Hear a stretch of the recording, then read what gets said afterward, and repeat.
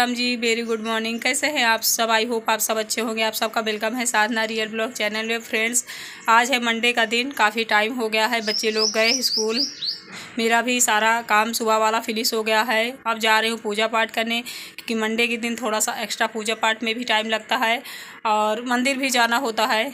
वैसे डेली मंदिर जाती हूँ पास वाले में, लेकिन मंडे के दिन थोड़ा सा खास होता है मेरे हिसाब से।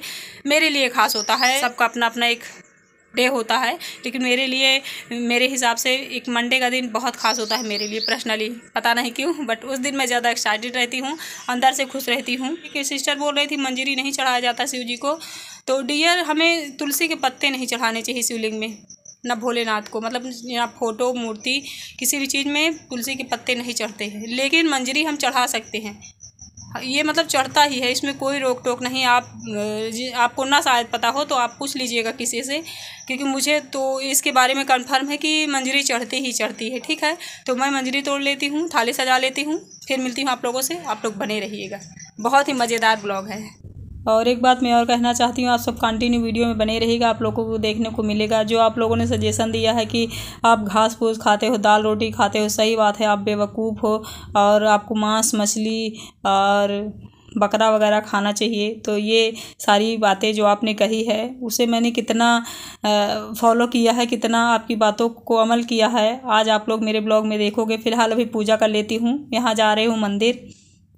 ये सारी बातें मुझे बोलने में थोड़ी अजीब लग रही थी, लेकिन मुझे लगा कि आप लोगों से बोलनी ज़रूरी थी, इसलिए मैं बोल रही हूँ। अभी फ़िलहाल पूजा घर में आ गई हूँ मंदिर में, तो यहाँ सिर्फ और सिर्फ भगवान की बातें होंगी।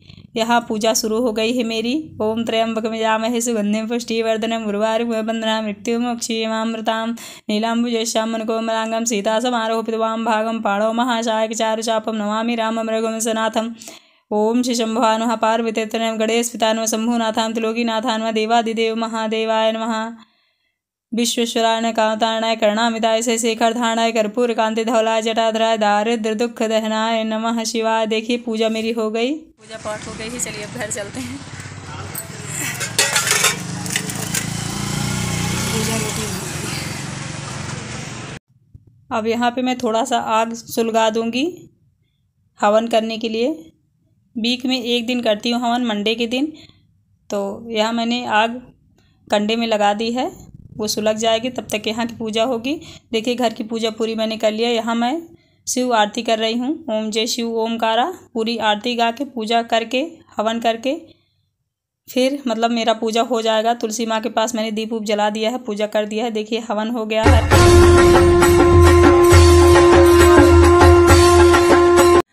अच्युतं केशवं कृष्ण दामोदरं रामनारायणं जानकी वल्लभम्। ॐ त्र्यंबकं यजामहे सुगन्धिं पुष्टिवर्धनम् उर्वारुकमिव बन्धनान् मृत्युमुक्षीयमामृतां शिवाय। चलिए पूजा पाठ हो गई है, कुछ पानी वानी पी लेती हूँ, क्योंकि काफ़ी टाइम हो गया है और घर में धुआं धुआं सा हो गया है। हवन मैंने यही किया है ना, तो पूरा रूम मेरा धुआं से भरा हुआ है। फिलहाल चलिए चाय पीती हूँ, बात नहीं करती हूँ। आप सब बने रहिएगा। देखिए अब मैंने दूध चढ़ा दिया है, चाय बनाऊंगी, थोड़ी सी मूंगफली तलूंगी अपने लिए। बच्चे लोग तो अभी काफ़ी देर बाद आएंगे, तब तक मेरा नाश्ता पानी हो जाएगा। मतलब जिस दिन व्रत रहती हूँ ना, काफ़ी टाइम रहता है। अच्छे से उनको भेज वोज के तभी मैं अपने काम में लगती हूँ, जिससे अपना भी काम अच्छे से कर पाऊँ। क्योंकि अपना भी केयर करना फ्रेंड्स बहुत ज़रूरी है। जब हम खुद स्वस्थ रहेंगे तभी हम अपनी फैमिली को भी स्वस्थ रख पाएंगे, अच्छे से मैनेज कर पाएंगे, है ना। देखिए फिर उसके बाद चाय हो गया, मूंगफली मैंने खा ली, और इधर अमरूद थोड़ा सा मंगाया है मैंने, इसे धुल के काट के खाऊंगी। उसके बाद फिर किचन में जाऊंगी, खाना बनाऊंगी इन सब के लिए। जो मैंने शुरू में आप लोगों से कहा था कि मांस मछली वगैरह की बात मैं करूंगी, तो देखो फ्रेंड्स, आप कह रही थी कि आप तो घास फूस खाती हैं, आप लोगों को ये सारी चीज़ें खानी चाहिए, जिसका मैं नाम बार बार लेना भी नहीं चाहती हूँ। आप हिंदू हो, हिंदुओं का तो कोई खास खाना ही नहीं होता, घास फूस ही होता है। आपने कमेंट किया था तो मैं आपको रिप्लाई कर दूँ। डियर, हम हिंदू हैं, हमारा खाना अलग है। आप जो भी खाते हो हम कभी भी उस पर कमेंट नहीं करते, क्योंकि मेरा मानना है कि जिसका जो कल्चर है, जिसका जो खान पियन है, वो अपना खाए। हमें किसी को किसी भी तरह से टॉर्चर नहीं करना चाहिए, ना ही शिकायत करनी चाहिए। सबका अपना अपना धर्म है, अपने अपने हिसाब से लोग जिएं। प्लीज़ इनसे कमेंट ना करिए। चलिए फ्रेंड्स, चाय नाश्ता भी हो गया है मेरा और कुछ अभी काम नहीं है, खाना बच्चों के लिए बनाऊंगी बस। और कपड़े वपड़े भी मैंने कल धुल लिए थे, मतलब वो सारा काम फिनिश से मेरा, मैं फ्री हूँ अभी।